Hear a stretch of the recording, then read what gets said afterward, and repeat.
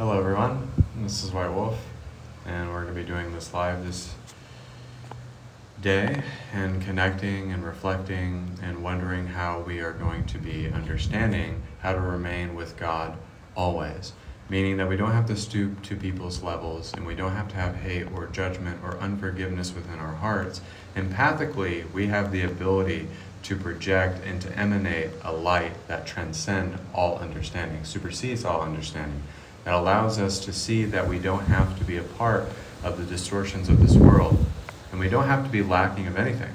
And we can really feel into the power of maintaining within our own realm of energy, our own consciousness, our own divinity, and allowing ourselves to not allow ourselves to empathically be affected and just seeing the world as a beautiful landscape of energy that you're encompassing, but also projecting that light into the world.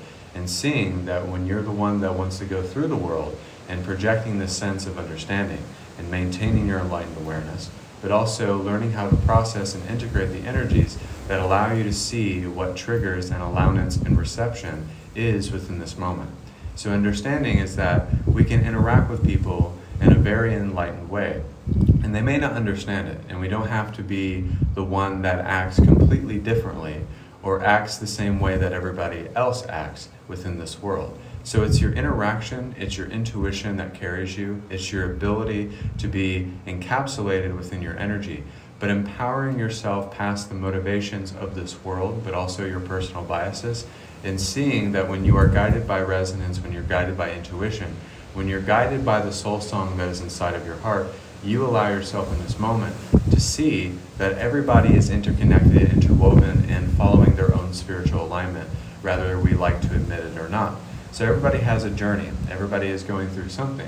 So we have to be the ones that does not project fear, hate, judgment, ridicule within this world. And now everybody else in this world is having thoughts, or having empathic imbalances, chemical imbalances within themselves. So we can't stoop to that level. So it's kind of like interacting with your circumstances. If you always fall apart and crumble within your circumstances, then your alignment is not always being presented in a empowered fashion or a motivated fashion by following your intuition, your guidance, and how God is channeling through you. So now when one is strong, one is bold, and one has forgiveness in his heart, and is able to let go here and now, and to really accept God's wisdom, God's grace, and God's connection in this moment, we can really make the present moment be very beautiful and wondrous, and knowing that in this moment, we don't have to be the one that feels as if it's owed anything, or that it owns or possesses anything, or that treats everybody like it's an object or a possession or a concept. Now, when we lose and we deconstruct that concept and that context altogether, then we see that something changes within ourselves. We see that there's a great awakening, a sudden shift, and a pull into the direction of what you want to be a part of and what you want to resonate in. So it's not that we just randomly have friends or randomly get into relationships. There's a reason why we do all the things that we do and have the interactions that we have. So in a sense, all of us are going through this journey so that we're able to change the way reality is being presented to us and changing the way reality flows to us, but also how we interact with reality. And what was funny is that I went to the store and I took a moment, because there were so many people in the meat section, and I took a moment, just for one brief moment, and just thought that even through the craziness of humanity, I saw the beauty in people. I saw that people were trying. I saw that people were going through their own experience and looking for the things that they needed to provide for their families, for their friends, for the game, whatever it may be. And for a brief moment, I smiled, because, and I also could have felt like, oh my God, all these people are in my way, right? But for a moment, I just took it in, just see the beauty in humanity. Everybody's going through their own thing. Everybody is going through their own emotional healing. But we have a way that we can go about it that is not in a scatterbrained nature, in a distorted nature, in a non-aligned way. So what's beautiful about this is that there is this woman with her shopping cart, and I moved out of her way, And then she said rudely, "Thank you." Like, "Thank you for getting out of my way." But it was more like, "Thank you for getting the fuck out of my way." And then I saw her and she passed me, right? And I just kind of laughed, instead of stooping to her level and stooping to how she is and what she's going through. I decided to just kind of laugh at that situation. But you could imagine that if you would have reacted or projected in that certain situation, how it would have went, right? So in reality, in spirituality, we get to pick and choose our battles, emotionally, physically, mentally, and structurally, as a way of not giving into this. It's not worth it for this interaction, or really to stop speaking things over your life, not trying to project negatively, not putting yourself down, because I used to be a pessimist and I used to do this. So to remain with God always is to be able to pacify the mind, the body, and the spirit, and how you interact with yourself and how you connect to yourself. So the ability in this moment, in this brief human experience, is to just open up and see that God is guiding you. God is initiating through you and guiding you towards how you want to live and see and breathe and connect. So it's funny because I was watching Alan Watts, and there was a story about this master and this disciple. And the disciple severed its own arm and was asking, the enlightened master, like, what can I do to tap into the mind, body, and spirit? What can I do to really find God? And he said, well, why don't you give me your mind for a moment and help you pacify it? And then he says, every time I try to get, in sync with my thoughts or find out who I am, I don't seem to find it. And then he says, I can't really pacify your mind for you. So meaning, if we don't know the master within ourselves, if we don't know the recognition of the higher self being channeled, or the connection of what we really are, then we're not able to quiet ourselves down and really connect. So that was kind of the nature of the Buddhist scripture that was what I was watching. I don't remember their names, but the point is that you don't have to sever your arm. You don't have to do it in a very forceful nature to pacify the mind and the body and the spirit, to go about life in a much different way. So meaning, we don't have to do all these things to fill the void. We don't have to be forceful in the way that we manifest. And we don't have to always react to every person that makes us empathically feel bad, right? Because it's not a real thing, but sometimes it is when people want to project on you psychically and you feel that. So the ability to not get affected in that way is to try to look at it in that moment from a higher perspective. Meaning that when the intuition is there and you have the ability to take a moment for yourself and to connect into the very fact that you can be content, be aligned, be sincere in your ability to understand your true nature, to understand your true divinity. To be consecrated in one's faith is to know one's faith and one's drive and one's motivation. What are your intentions? What are your motivations? Because there's a lot of people that do things in the public eye that seem very honorable, that seem very beautiful and bright and wondrous, and then another person could do something that is completely honorable and completely courageous, and then they're looked at and frowned upon by other people, but they were doing the thing that was in their heart at that time to do. So everybody's perception is much different. So we all have to do what is in God's alignment at the end of the day. No matter if it upsets your family, your partner, no matter who it is, you have to remain one with Source. The only way to do that is to be sincere in your vibration. Be sincere with who you are and have complete allowance of reception, and just not fall into the traps or the ego traps even of spirituality. So what is an ego trap? It's like I've met a lot of people who were a lot older than me, who've never done any of the things that I've done, and they were projecting this truth, like I meditated, I did yoga for 20 years, but they weren't really meditating and connecting so that they were applying the things that they were talking about. So that's kind of one of the things that we do, or saying that we can't watch television and learn from TV shows, because I learn from TV shows all the time, when you're going through life. And it was funny because a lot of the shows that I do watch, I tell people to watch those shows and they come up in readings. So everything in our reality has something to show us, and giving us an insight to really look at how we're going about reality, how we're going about life, and how we're going about the things in a specific manner that is maybe unaligned. So everything has something to show us. Even the garbage man has something to demonstrate to you and could give you the ultimate wisdom. So it's kind of like everybody is, in a sense, a light worker. It's not just people who meditate. There's entrepreneurs who manifest more than you or me, right? So they do things and manifest things in ways that you would not believe, because they do specific actions, they invest in something, or they invest in real estate, and they're able to manifest those things. So you can learn from an entrepreneur and how they manifest. So it's kind of like we can't be so in our own box that other people that do other things can't give us wisdom, in a sense. So it's kind of like everybody has a reason to be here. And one of the things is that we can't be pushed around. We have to implement boundaries, and we have to not allow people to infiltrate ourselves energetically and push us around and be bullied by the illusion, in a sense.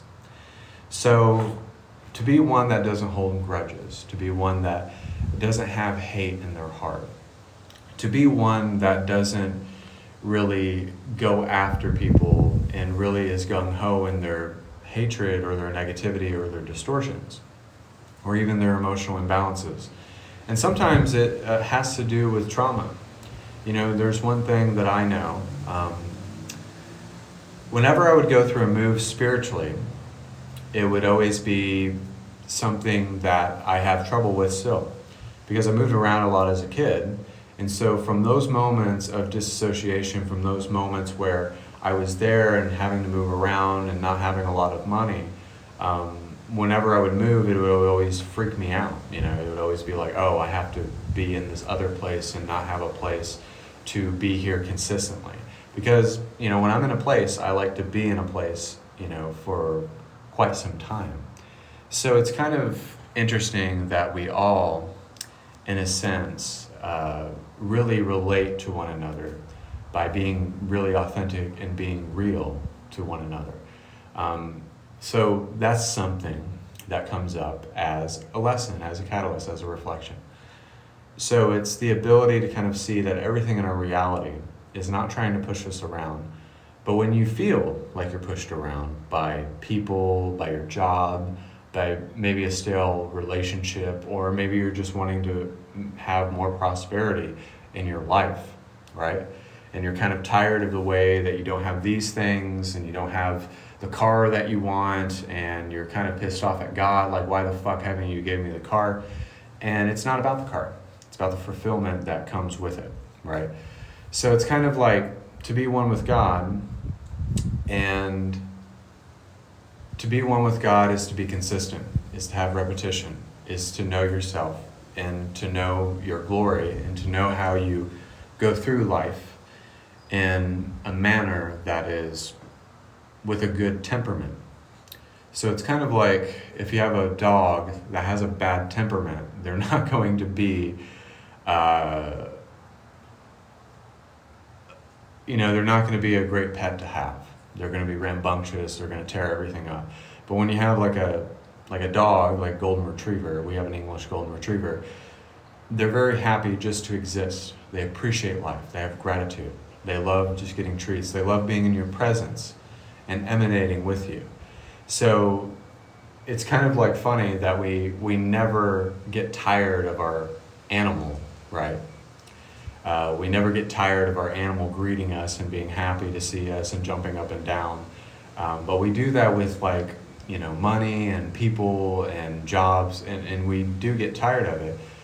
But like I said, with the temperament of the animal, it breeds joy. It doesn't judge you. It doesn't make you feel like you're being put in a category or a box or labeling you as something.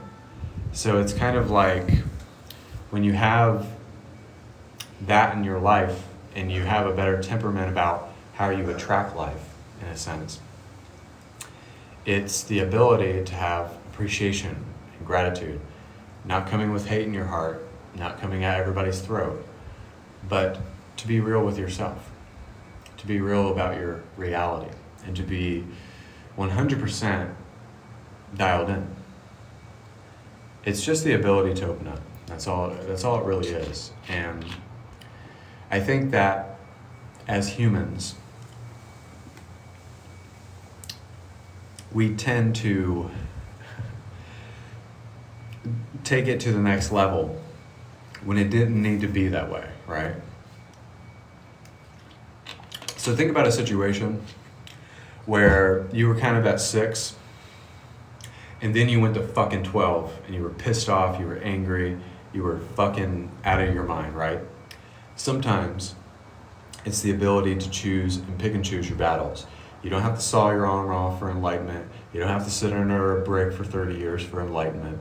You are going to have challenges, bad thoughts, and you're going to deal with things energetically. There's just a way to deal with it that doesn't make the journey as hard, right? So it doesn't make the journey as hard, as rough, in a sense. So I can tell you right now that in my first 2 years, it was a little rough, you know.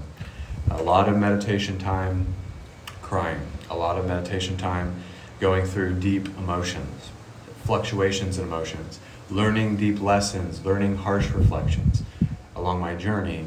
And I don't think I would be giving this message if I was at the point where I'm at right now and being very real about it, because there was stuff about my childhood, stuff about my mom and sister passing away, stuff about adapting to my anointing and my grace of my life. So it was a lot, and I'm very thankful that I had Morningstar, my girlfriend, who helped me not only through it, but also give me messages along the way that helped me kind of understand what I was going through. So, but then applying it in my own way and really following my guidance and reading books and applying myself and going live and just wanting to touch people with my gift, and finding out my own healing modality and finding out my own ways of determining the intuition and the investigative nature of who we are, and following that intuition and that guidance and allowing Source to resonate more within myself and being fast-tracked on the journey. It's, if anyone tells you that they've been fast-tracked on the journey, it's pretty crazy. A lot of change all at once. So simultaneously, we all change all at once when you're being fast-tracked along the journey.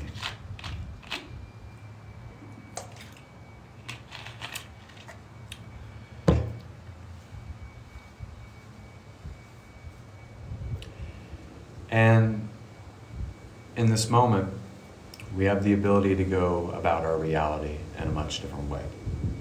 You don't have to go about it rough. You don't have to be judgmental. You don't have to hate people. You don't have to riot in the street and to fight for your justice. There's divine justice and grace and matrimony and a ceremony and a celebration of life that we can encompass. So that's my wisdom and that's my thing. Listen to Alan Watts, guys. He was very much ahead of his time. Listen to some of his lectures. And I was listening to that Buddhist story about the master and the one, basically sawing off his arm and asking the master to kind of give him all the wisdom. And then the master reflected to him that you have to pacify your own mind and body and spirit. You have to relax into that. So do with that with what you will. But I would implore you to watch Alan Watts. He's very interesting. But we're going to do some healing energy. Thank you guys for connecting with me. This is White Wolf. Feel free to book private sessions, 30 minutes for $65, 45 minutes for $95, 1 hour for $130, 727-404-6559, whitewolf143 at icloud.com is my email. Text me, email me on my TikTok, and we're going to do some healing energy. White Wolf Oracle Bloodline Wisdom on YouTube, and Instagram, whitewolf4741. So we're going to do some healing energy to release anger, emotional imbalances, chemical imbalances, rehydrating ourselves, and interacting with some of my spirit guides as well. So that's what we're going to do.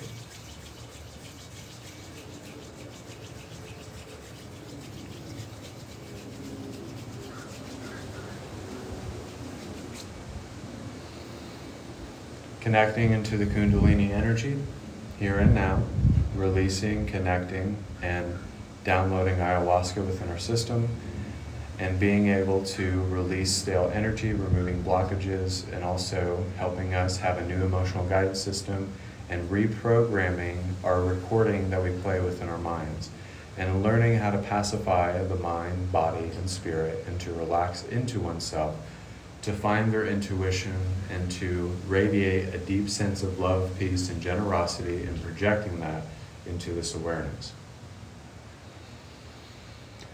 Jesus is going to give us a solar plex chakra activation. Sasquatch is going to activate the third eye and the crystals within our spine. And then we are going to download the pyramid of creation. So the violet flame is going through my right palm, bionic blue light going through the left palm, white gold energy, the Holy Trinity, and helping us tap into infinity in this moment. So One Infinite Creator Ra is going to help us use our intentionality and our interdimensionality to encompass our spirituality within this moment. So he's going to help us become a metaphysical projection of astral projections in this moment.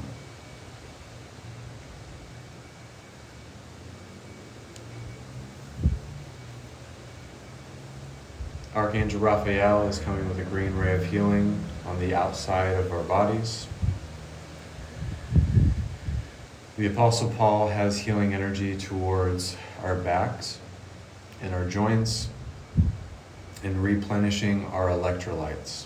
So if you feel dehydrated, if you feel kind of tired, we're going to recall our energy back and develop the sense of spiritual mass, purifying the container and the filter, and coming from our gut instincts, our heart, and our mind, so that we are fully the twin heart.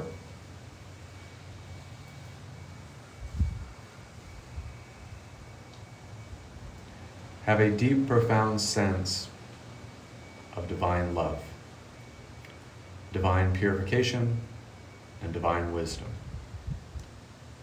Feel into the preciousness of this moment, the purity of this moment, the present moment that we are able to tap in, to resonate as something, to imbibe a new state of being, a new state of consciousness, and conducting ourselves and going through life in a way that we can actually see the beauty within humanity.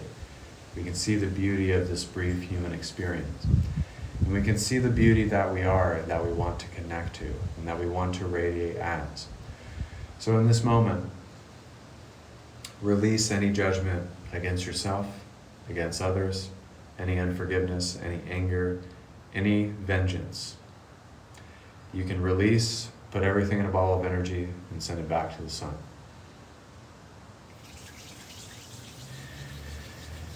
And we have the Enochian angels helping us create worlds into existence, helping us to prophesy exactly what we want, to encompass a new prophecy, to remain one with God, to be connected with God, and to be one of Source's children.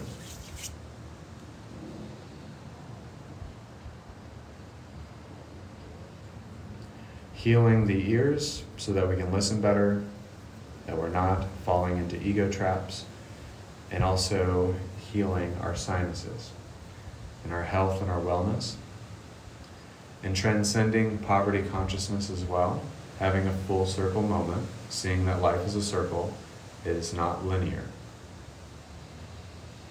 But there's many different ways that you can connect, there's many different ways that you can reflect, and there's many different ways that you can use punctuation as a way of demonstrating your authenticity, putting boundaries, and not being everybody's metaphysical punching bag, in a sense, with this healing energy.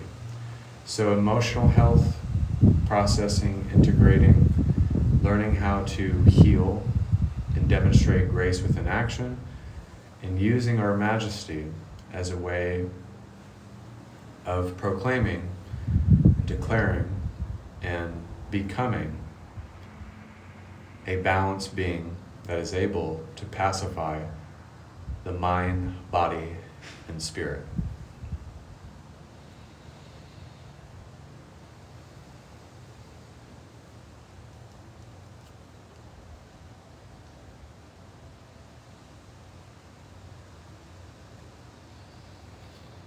changing the polarities of our electromagnetic kinetic source energy. Electric blue energies are coming through, and now the rainbow energy is coming through very beautifully. And have acceptance towards who you are. Know the person that you were, and become the person that you're destined to be. The one that is calm, collected, always loving one another, always connecting to its divine source, is one that will always be consistent and grounded in the way that it demonstrates its own love. So radiate from your heart centers, radiate from who you are, become whatever you want to be in this moment. Nothing can stop you, nothing can take this away from you, this moment of peace. So in this moment, just heal. In this moment, just connect. And in this moment, just say, I accept the higher self's wisdom. And now, you are able to not stoop to the levels, to not think that you're not worthy of anything, to think that you can go to the store if you want to and buy the things that you need, and that all of your needs are met, and that I don't have to be rude, but I can see the beauty in humanity. I can take this brief moment to project that love and that light and be a beacon to other hearts and minds, and becoming that sacred flame of creation will help me give back to the planet in balance, giving and receiving.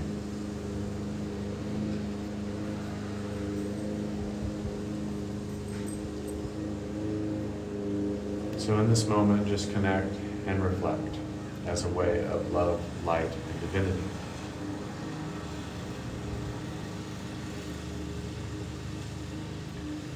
Tapping into psychic atomic energy, channeling your autonomous knowledge,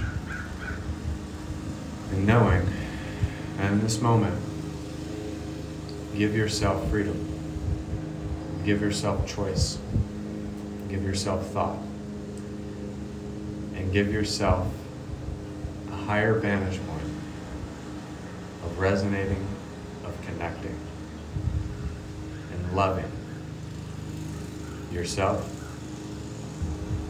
others, and the entire planet. Tapping into this universal love, and we give our hearts to God. We are one with God. We are connected as one. We hold our hands in blessing, and we accept the embodiment of Christ consciousness and the Shekinah glory.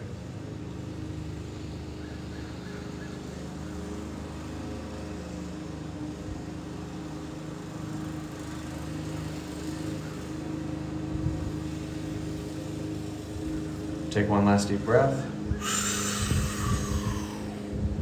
Exhale. When I snap my fingers, you'll come back to. You'll have a greater sense of clarity. You will know who you are.